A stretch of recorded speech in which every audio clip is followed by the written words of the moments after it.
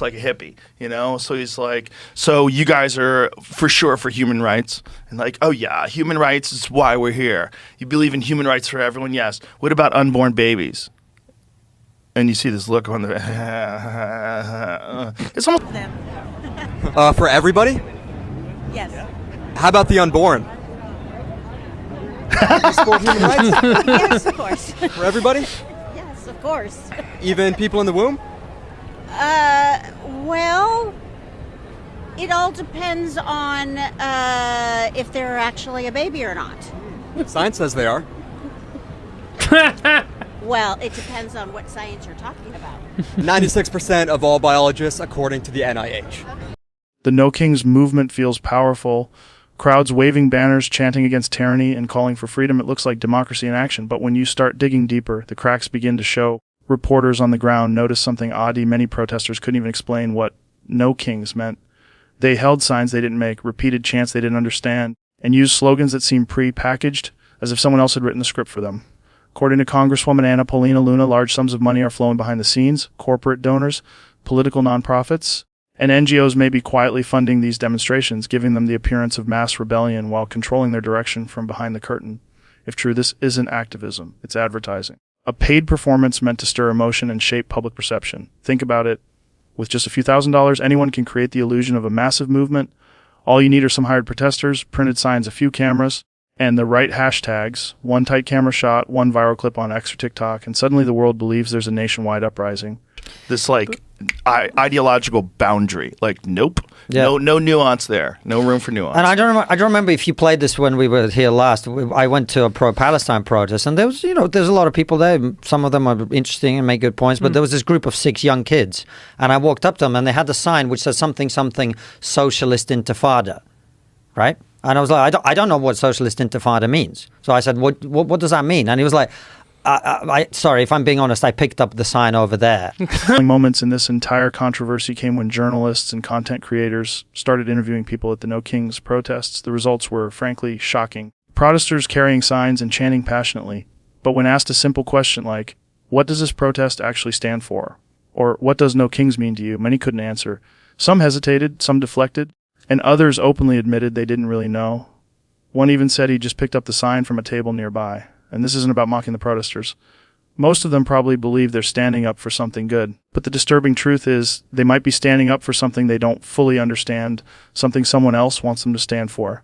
When you see dozens of people parroting the same lines without being able to explain them, you start to wonder who's really writing the script here. This is where manipulation becomes invisible. A well-funded campaign can create the illusion of consensus, a fake sense that everyone believes in a cause. The average person scrolling online doesn't see confusion or hesitation. They just see passion, chanting, and signs.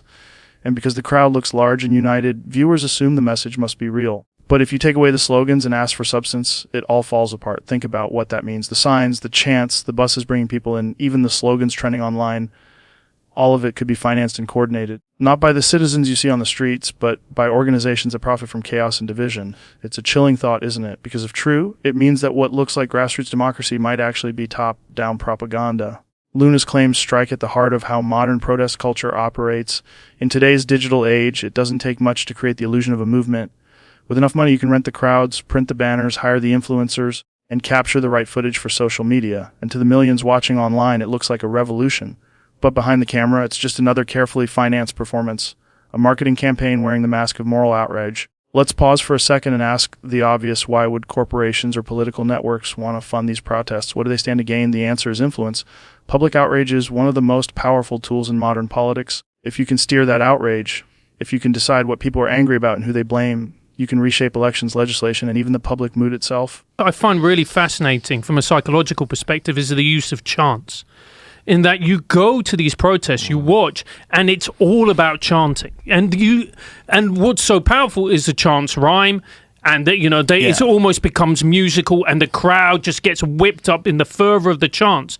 But you look at what the chants actually mean, and most of the times they're utterly nonsensical. Like there was one which was, "We won't be free until Palestine is free."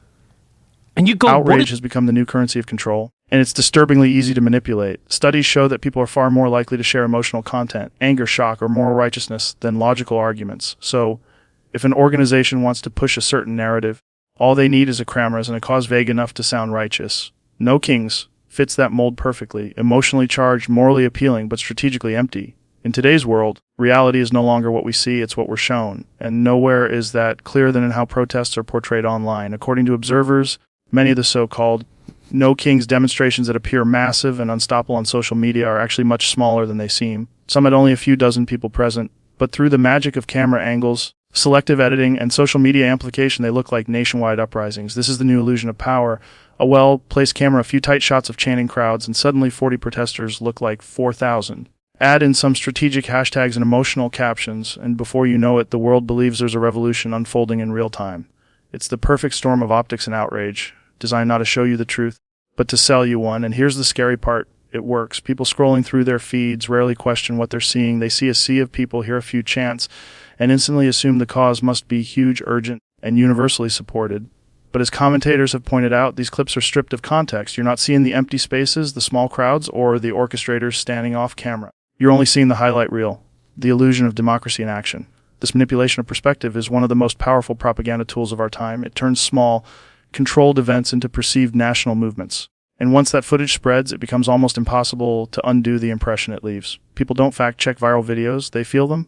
And feelings are what drive public opinion. What's even more dangerous is how quickly politicians, influencers, and even media outlets jump on these visuals without verifying their scale. They use them to push narratives, to stir division, and to gain followers, because outrage is engagement, and engagement means money. The cycle feeds itself. Small protests create big headlines, which draw more attention, which inspires more imitation. It's a loop of artificial activism. So, the next time you see a viral protest video, ask yourself, what are you not being shown? How many people were really there? Who edited that footage? And why did they choose that angle? Because in this era of visual deception, protests are no longer just about the people who show up. They're about the story being sold, and if the audience, don't question what we're shown, then we become part of the illusion, participants in a performance disguised as truth.